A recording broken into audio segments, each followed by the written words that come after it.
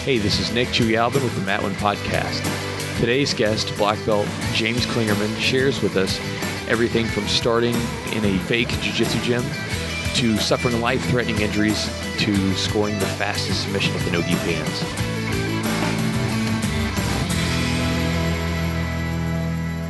All right, so I'm really excited about our guest today. He is a black belt in Brazilian Jiu-Jitsu. He runs a successful gym in Indianapolis, Indiana, within a successful affiliation around the area. He also runs the EGO tournament that goes all around the United States, running good jiu-jitsu tournaments. And his name is James Klingerman. James, how are you today, brother? Good, man. How are you? I'm doing fantastic. Thanks for being on the show today. Yeah, absolutely. Thanks for having me. So I gave the listeners a little bit of an overview, but if you would go ahead and tell us a little bit more about you so we can get to know you. Okay. Yeah, man. I think like all of us, I started martial arts at an early age, doing karate and stuff. When I was about 16, I joined a judo gym, started training some judo, and then the coach there, the sensei, I guess, convinced me that he had trained with the Gracies and was a jiu-jitsu master. So I started doing some fake jiu-jitsu with him. Nice. And then, it was awesome. A lot of kiyas and big aikido skirts. And in '97, I met a guy named Greg Eldred, who was a Horion Gracie affiliate, about an hour north of Indianapolis, and started training jiu-jitsu there. And Greg at the time, like I said, this was 1997, so he was a blue belt, just running an affiliate. Met a couple of purple belts that were closer to my house, named Scott and Eric Sullivan. They were under a black belt, Mario Roberto, who at the time still lived in Brazil. And started training with those guys. And then in '99, I officially switched teams and got my purple, brown, black belt from Mario. We've got, so I teach full-time. It's awesome. Run the Indiana Brazilian Jiu-Jitsu Academy. We're technically in Greenwood, Indiana, which is a suburb just barely south of Indianapolis. But we've got the longest-running Brazilian Jiu-Jitsu Mixed Martial Arts Academy in central Indiana. We've been open 13 years now, a little over 13 years. And, just always growing, man. And like you said, we've got a couple affiliates. Four of my purple belts have their own academies in Indiana. And we run the EGO tournament. All you guys from the South call it EGO, but ego's not always a bad word. So well, I wasn't sure with the terminology because I remember one time I felt like we called it the ego, and you got mad at us and said no, it's the EGO, and then so we say EGO, and then so ego. I mean, we always call it the ego at the gym. So okay, it's the ego. That's good. Now, how long did it take you to get your black belt, James? Let's see, about 10 and a half years. I started in July of '97, and I got my black in October of 2007, so a little over 10 years. Nice. And what, I guess, because I know you were doing judo and things like that, but what got you started? What made you want to do Brazilian Jiu-Jitsu? Oh, man, that's a pretty common question for a lot of martial artists. And honestly, with me, like, I was always born just kind of wanting to fight. I always had an interest in the martial arts. And, I was a big Bruce Lee fan when I was little. But always kind of had, probably now they would diagnose me with social anxiety disorder. Like, I even today, I have a really hard time, having conversations and doing things like podcasts and talking to groups of people or just being involved in events. And, finally my dad just kind of forced me out there. He put me in a karate class, and, my interest with martial arts was always the martial part, the ability to defend yourself or to win an altercation. Mm-hmm. And karate was just not that, that avenue to do that. And then I saw Royce Gracie on MTV Sports with Dan Cortez. They had a little highlight just showing this crazy thing, this UFC, and they talked a little bit about the Gracie family, and I was like, oh, that would that looks cool. Maybe I should learn some ground fighting so I know how to beat a jiu-jitsu guy, and here I am years later. I am a jiu-jitsu guy. So just kind of spun off from like the interest in martial arts, and then you just kind of kept going and going until you end up kind of sort of stumbling upon jiu-jitsu. Yeah, absolutely. Nice. So now that you've gave us a little bit of information about who you are, it's time to where we're going to get into the podcast. We're going to share some stories because the podcast that we're doing is about kind of inspiring or motivating others, with their own training. So tell us about sometime in your jiu-jitsu, career that you experienced some serious struggles, maybe something that either just, a huge struggle, maybe even possibly made you want to quit. Two kind of come to mind. I think I may know one of them. The first one, honestly, when I very first got started, I first started doing jiu-jitsu. Like I said, there was no Brazilian jiu-jitsu around. I was training at a fake academy. And I had the sense to know that this guy really wasn't what he claimed to be. Fortunately, one of the students had gotten some copies of totally legal copies, of course, nothing copied on the old VHS tape or anything, but a couple copies of the Horion and Hoyce's their Gracie Basics and the Intermediate.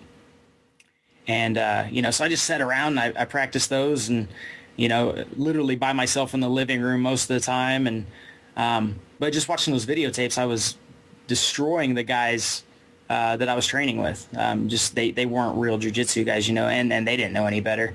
But, I started thinking about it, I was a young kid, like between like 16 and 18 at that point, and I was just like, man, these Gracie brothers, like these guys get to train together all day long, every day. That's all they do. And here I am, I'm at that point probably fresh out of high school, like trying to work a full-time job. And, I got home and I was tired and my legs hurt and I didn't want to do anything. And I really had no good place to train.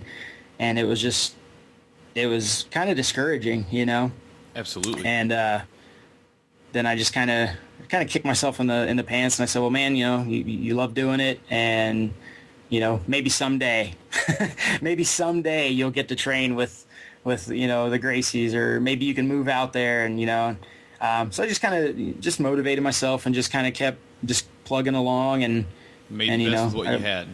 Yeah, exactly. And really that's all any of us can do is just make the best of what we've got. And, And that's one of the things that I hear from doing these interviews with multiple guys that started back in the 90s, especially a lot of the people that started in the Midwest and some of the places where, they weren't in California or in Florida where they had black belts just running around.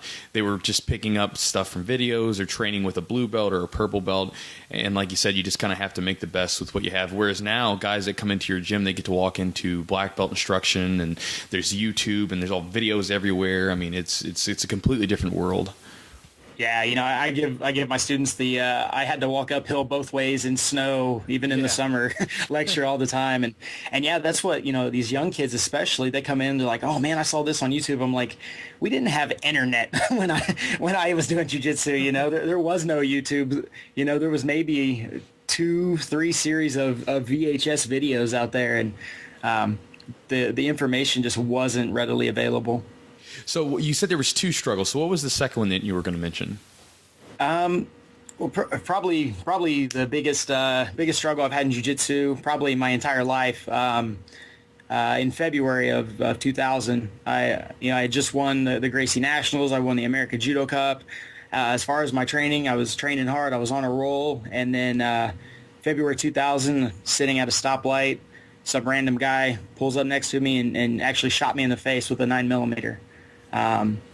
Completely unprovoked. Like, I thought I was going to die then, and, fortunately I didn't. But it put me out for a long time. It really affected my health. I'm blind in my left eye. Still to this day, I have issues with my left ear and my balance. And, and that was 13 and a half years ago now. Right. But, not only did I not think I was going to get to do jiu-jitsu again, I didn't think I was going to do anything again, But, had some good doctors. I was fortunate the bullet actually hit me in the cheekbone and just drove itself in. So it missed a lot of the vital stuff. It missed my eye. It missed my carotid artery by less than a centimeter, and just kind of embedded itself in my skull. So I still have a bullet in my head. I've got a couple steel plates to reconstruct my cheekbone, but so as far as what happened, I'm doing pretty well. But I would say so. Yeah. But yeah, it was definitely a life altering event, and it really put me out of really being able to train, at least for a good 9 months. And like I said, during that 9 months, my health was really affected. I got down to 150 pounds. Now, when that's going on, I mean, that has to be just terribly, just upsetting and depressing. How did you deal with all that? Like to know that you want to come back and you want to do this, but how do you deal with that in the midst of, going through all that rehab and all that other stuff?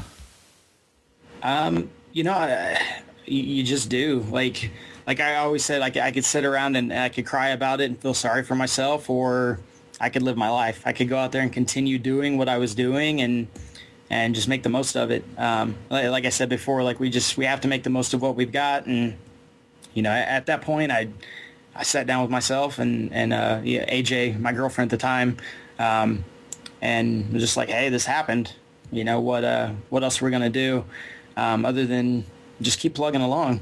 And, let's see, that was on February 20th, March 3rd. So like 2 weeks later, Indiana Brazilian Jiu-Jitsu Academy opened. My coach, one of my coaches, Eric Sullivan, actually opened it.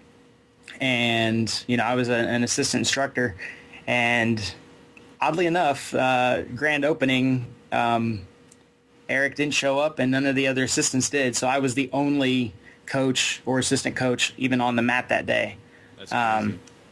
So, a lot of students kind of saw that and they were like, oh, wow, this guy's pretty serious.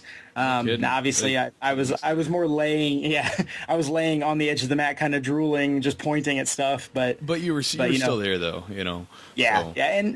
And I was dedicated. And so, I wasn't going to let anything kind of deter me from doing jiu-jitsu. And 9 months later, there was several doctors involved, but I literally, I had a Thursday appointment with the final doctor to say, okay, yeah, you can go ahead and train again. And Thursday, he told me, yep, you're good, you can train. Next morning, I jumped in a car, I drove to Tennessee, and I competed that Saturday. Nice. How'd the competition go? It was not bad. It was an old tournament. It was SOS. I won my weight class and got third in the open weight gi. And then Ray Casillas, Ray. Oh yeah. He was real fat then. I'm just gonna say that he was about 260. He was probably 240, but I was about 150 pounds, and he tapped me out. Well, it's not a bad way to spring back from an injury, for sure. Especially one like that. So you gave us a little bit of a negative, and then that's pretty powerful stuff to come back from such an injury, and then just keep, like you said, just keep chugging along. Tell us about something positive, sometime where either you achieved some special goal, or when you felt like things just sort of clicked for you in your jiu-jitsu. Being able to do that tournament again, really getting out there was it was actually pretty emotional. Here I was shot in the head, and I went out and competed that same year. And then the following year, I actually did an 8-man MMA tournament. I had 3 fights in one night. So just being able to get out there and really do it again, those were, big achievements for me at that time. Mm-hmm. A couple others would be, my school opening. Like I said, that March, my instructor Eric opened his academy, and then I think it was that August I actually opened my branch. So our school's been going for 13 years solid with me as the owner. But just having my own place and actually starting something of my own that now kind of supports my lifestyle. That was a huge step. When I sold my first DVD online. I've got a small DVD library now, but in 2009, I put a couple DVDs up, and it was just some seminar stuff at the time, and I remember selling it, and I was like, oh my God, somebody bought something from me online. Well, I'm sure because you come from you came back from 97 training, with whoever you could find to, 2009, 12 years later, you put out a DVD instructional, and some person randomly out in the internet, randomly somewhere in the world, they buy the DVD from the moves that you showed. That's kind of it's probably something that's kind of hard for someone like you or I, who came from such like a humble jiu-jitsu beginning, to sort of wrap their head around it first. Yeah, definitely. Oh, I was going to add a third one. Probably the Ego tournament. I've gone all over, competed in a lot of tournaments, just went and witnessed tournaments, and everywhere we go, like my wife and I would take notes on things we really loved about tournaments and things we really hated about tournaments. And then in September of, 2006, I think. No, 2004, excuse me. It was 10 years now. 2004, we decided to run the Ego, and it really went pretty well. At the time, it was the biggest tournament that Indiana had ever had, and it ran pretty successfully. And we've just we're getting ready to do our 34th event this October. So it's nice to go out there and put together a product, whether it be teaching jiu-jitsu or selling the DVDs or running a good tournament, and I know you've competed in our tournament several times, which we always appreciate. Thanks.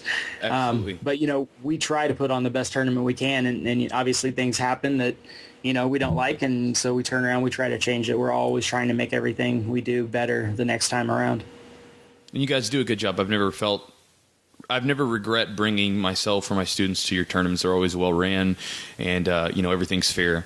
One thing I was going to ask you about your first tournament, was that the one where you guys had a invite division with like 2 weight classes? Our very first tournament, we actually did, I believe, 3 or 4 weight classes and then a women's. I think there was 4 or 5 yes. invite divisions. Yeah. I remember being at that one. I remember that I had I was a blue belt, and I remember I had a match up against, I think it was me and Joel, and in like a double overtime match or something crazy. But yeah, I remember being at that first tournament with Mike. Yeah. So man, you've been in the jiu-jitsu community for such a long time. Tell us about some of the changes that you've noticed in the community. Give me at least one good and one bad.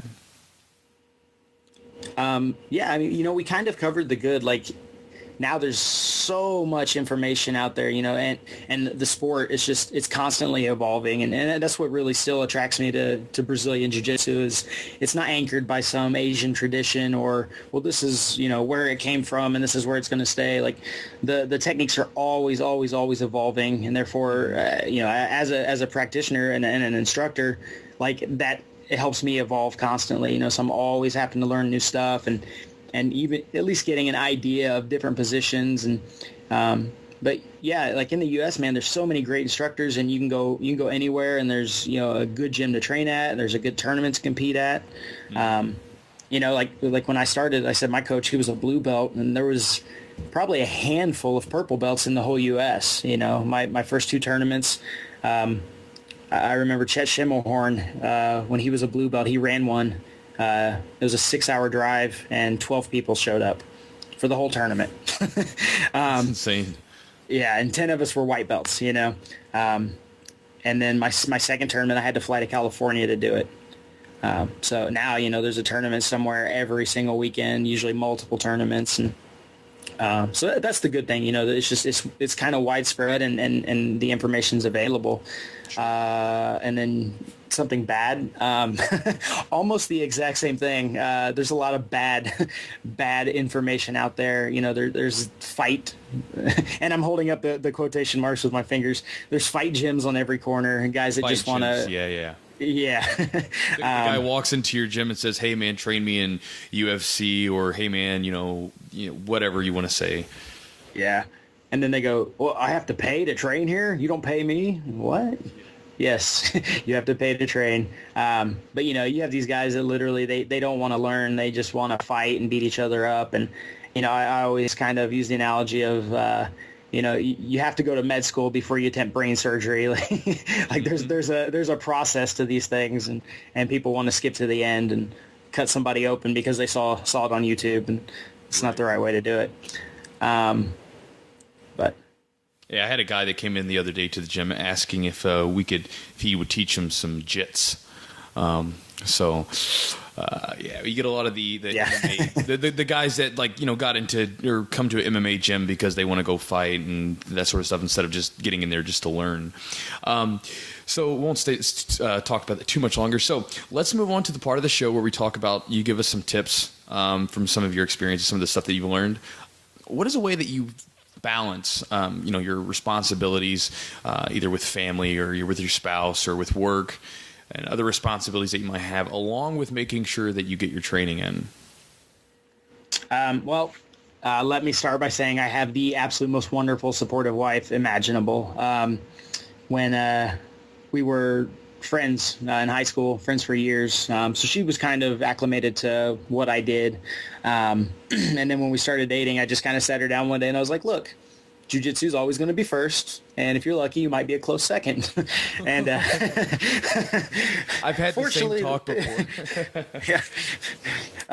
But she understood, and it doesn't really go that way anymore. But she was always very supportive of it, and like I said, I used to work a full-time job, and start teaching jiu-jitsu on the side, and I was kind of forced into teaching jiu-jitsu full-time because the company I worked for closed down, and was having a hard time finding a job. So one day I was like, hey, I'm going to teach jiu-jitsu full-time. What do you think? And she's like, okay, let's go for it. And give it a whirl.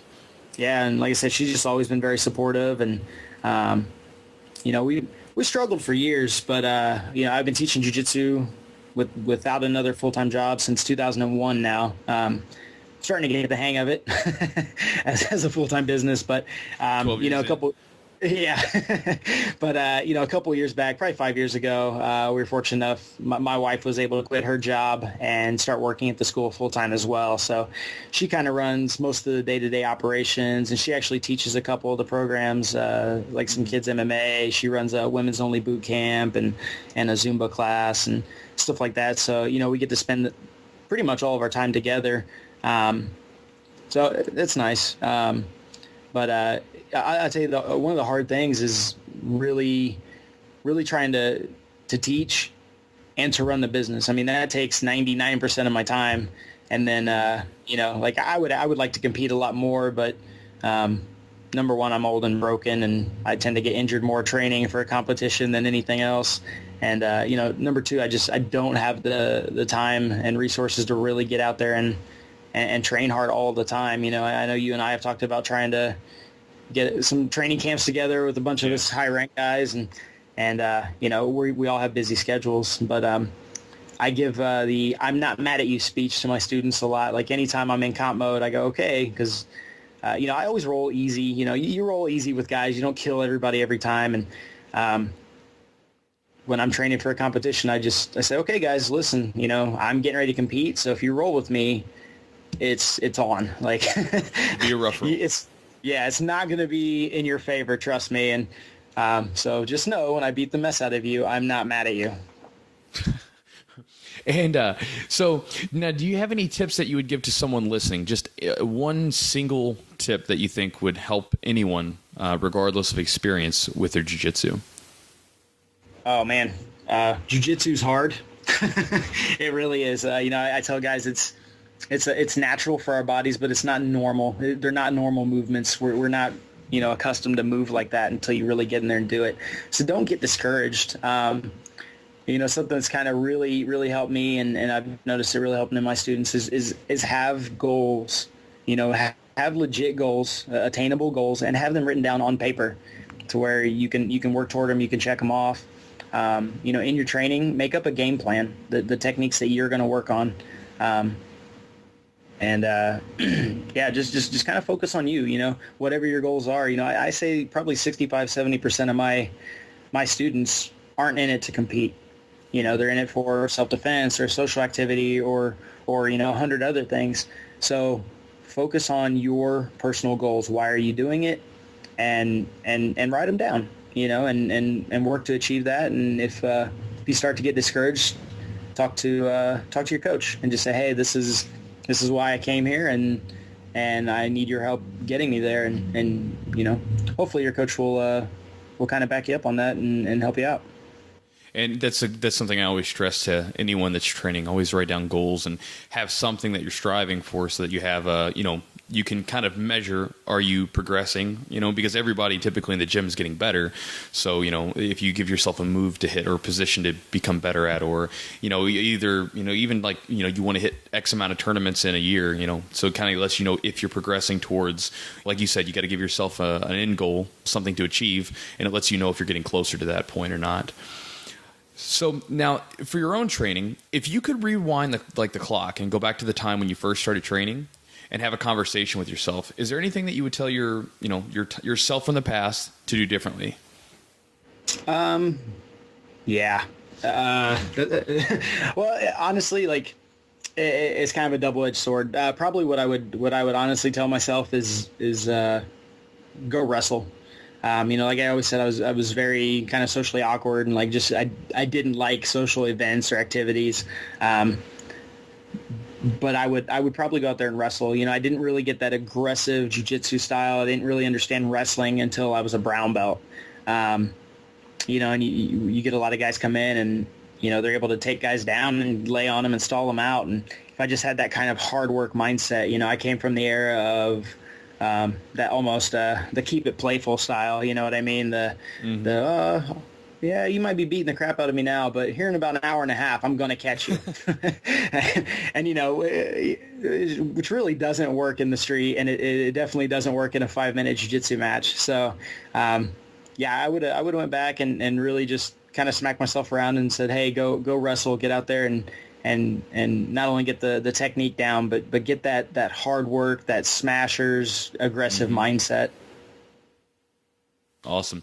Now, this is going to be the last portion of the show, and it's where we focus on some of the personal favorites that you might have. The first one is going to be your favorite piece of gear that you own. So is there like a favorite gi, rash guard, shorts, anything that you might own? Yeah, bad section for me. I don't have favorites of hardly anything. But I'll tell you right now, I'm wearing an Infinity gi, and it's actually a custom gi. It's got my school stuff on it, and so yeah, if any of our listeners own gyms or anything, Infinity Kimonos is actually a really good company to work with. You can get a really customized gi, like even to sleeve length, everything. They'll put nice embroidery all over it. Very nice gis. They do pretty small minimum orders, and they're pretty good on price. Ring to Cage also has some really great gear, especially their striking gear. It's some of the best I've seen out there. Yeah, and we'll put the links for those resources, the Infinity Gis and the Ring to Cage, in the show notes for you. Yeah, listeners can get to them. You can buy the Ring to Cage stuff on thefighthub.com. That's my website. So, hey, no, there's nothing wrong with that. Plug it. So, not a favorite piece of gear. So, do you have okay, then we'll move to your favorite move. Do you have like a favorite move or position that you like? Is there a favorite like sweep, submission, guard pass, or even a favorite position that you like to play from? Yeah. Again, like not a ton of favorites, but something I've kind of really worked on and developed, and I think you actually said on the seminar, the Von Flue choke. Mm-hmm. It amazed me, like Jason Von Flue, UFC, Alex Alexis, and I think the reason I really fell in love with the choke was because I thought it was hot garbage. I looked at it and I was like, that is the dumbest thing I've ever seen in my life. Like, anybody that taps to that is an idiot. And I started goofing around with it, and guys were tapping out, and I'm like, oh, hang on. And so I really stopped and broke it down, and I was like, oh man, like, okay, this is why this works. And I started playing with it, and it became a huge part of my game. And then, I look online and I see instruction on it, and 99.9% of the guys teach it completely wrong. Like, it's ridiculous how wrong it is when they teach it. So, I put together a DVD, Mastering the Von Flue Choke. It's probably been my biggest seller. Sells all over the world, Austria, Germany, Japan, everywhere. So, nice. That's probably one of my favorite positions, or moves, I guess. And then, Tim Sled and I just got together recently and filmed a couple workshops he did on the leg drag position. Tim Sled's an Atos black belt, awesome guy, good friend of mine, and I followed him around, filmed some workshops, and then he and I got together and filmed some bonus techniques, put a DVD together. But I've been using the leg drag position like nobody's business. Like literally about every single round I roll with anybody, I'm catching them in the leg drag right now, and that's just because it's in my game plan. So. Mm-hmm. And it's a powerful move, powerful position. So now, do you have a favorite jiu-jitsu practitioner to watch or a favorite competitor to watch in competition? Oh man, I don't get a lot of time to really watch as much jiu-jitsu as I should. The new guys, Buchecha, Adolfo Vieira, Andre Galvão, those guys are awesome. Marcelo Garcia, like he's still relevant no matter when. Like he's always going to be relevant as one of the top players of all time. But I think probably one of my very, very favorites is Jean-Jacques Machado. The guy was an absolute innovator as far as technique goes, and he created traditional jiu-jitsu competitors all the way to guys like Eddie Bravo. The guy is just phenomenal, and he had a had a deformity in his hand. It was a huge obstacle to overcome, I'm sure. So to have something like that and to be the competitor that he was is just, to me, it's amazing. Absolutely, he was a monster in competition and an incredible teacher from what I've seen. Yeah, for sure. Last question. So, can you go back and think of a match that you've had in competition, some match either where you maybe pushed yourself to a limit that maybe you didn't think you had, or maybe a loss that sparked a lot of growth, or just something special that stands out as you, or to you, about like a favorite competition match? That was a hard question. I actually sat down and kind of thought about that. Like I've beaten 3 or 4 guys that have been on Ultimate Fighter. There's tons of matches that really stood out. There's some matches that I really, really trained hard for and it paid off. There's some matches that had I trained a little harder for, I would have won. But 2 that kind of stand out in my mind. Number 1, last year, no gi pans, I hit a 10-second flying guillotine. So my personal fastest submission, and it was the fastest submission of Pan Ams that year. Nice. And that was in the Black Belt Open. So that was cool. 10 seconds. Nice little win, Absolutely, especially at that level. Yeah. But in sitting down and thinking about it and just kind of going over this interview and stuff, I had a match many years ago, probably 7 or 8 actually. I was still a brown belt, and I fought a really good Carlson Gracie black belt, and I tapped him. I tapped him in like 40 seconds. It was a gi match, and I remember when the match was over, I kind of bowed to him, and I sat back and I thought about when I was a white belt and how I was discouraged and didn't, I was like, man, I will never be that good, and then I'm a brown belt, and I just tapped a guy that was that good. And it kind of showed me, I was like, oh man, like that was a huge goal. I went from being absolutely discouraged, when I was a young kid to, man, I'm kind of there, I'm at that point I never thought I would achieve. So now that's kind of an interesting point that I'd like to touch on before we go. So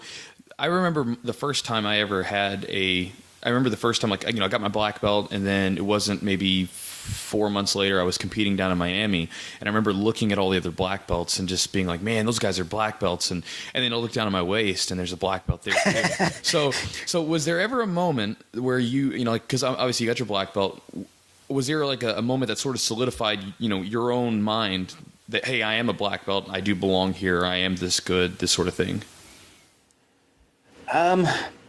Aside from that match, like I said, I was still a brown belt. I believe I did get my black belt shortly after that. But, man, this past year I competed at Master Seniors Worlds, and I was walking around looking at all the guys, and then, my division was one of the first ones up, and I was sitting there in the bullpen in my gi, bouncing around, looking at my black belts all worn and stuff, and I started freaking out.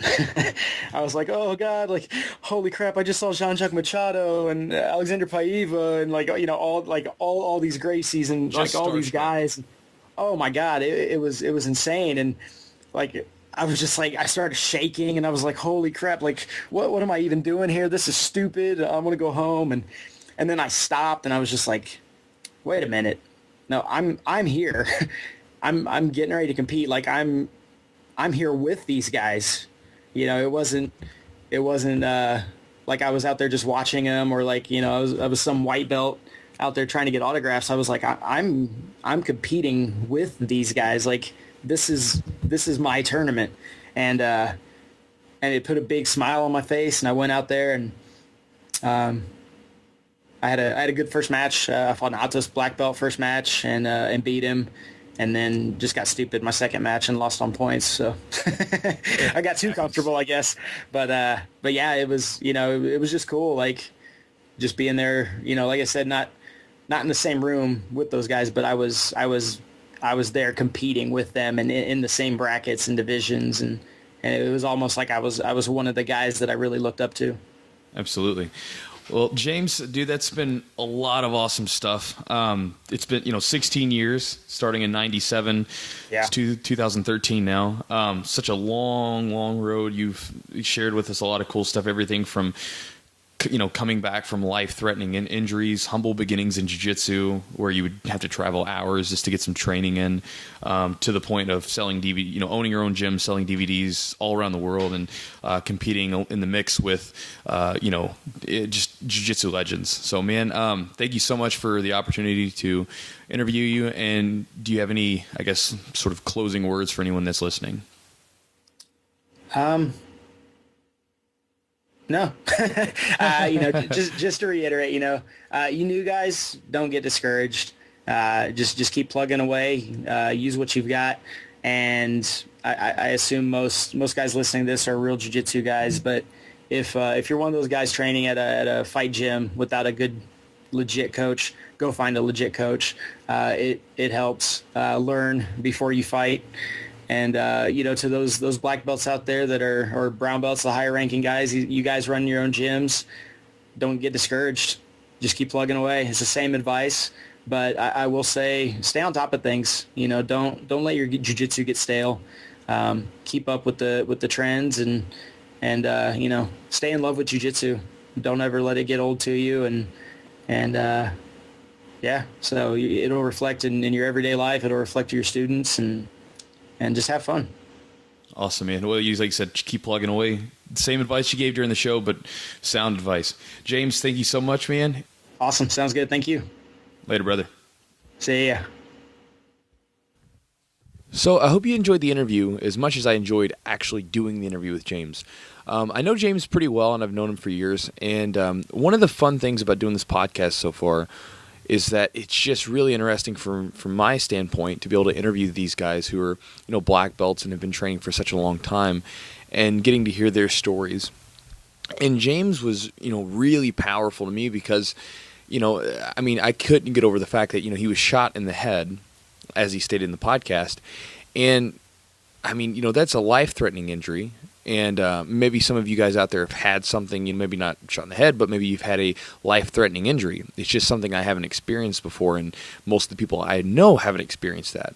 Most of us, we haven't had a situation that dire. Most of the time it's something just, oh, you know, I got a little tweak in my knee and I can't train for a couple of days and I'm really aggravated by it. So the big thing I took away from this myself personally was just that I'm lucky. You know, I'm lucky that I've been able to train for such a long time without being too banged up from injuries, and then I've been able to stay on the mat, and that I'm lucky just to be able to wake up in the morning, to teach people jiu-jitsu, to train every day, and I'm lucky to get up to just be able to walk and do certain things, and I'm lucky to be able to live in a country that allows me to do jiu-jitsu and teach people jiu-jitsu and all this other stuff. So just think about that next time. Maybe the next time you're sitting on the sidelines because of a small little injury, or because you get held up at work or something and you're really aggravated, just think about the story that he went through and how, you know, it's probably not that big of a deal, and that you're still probably a lucky person, and that you'll probably train tomorrow or the next day or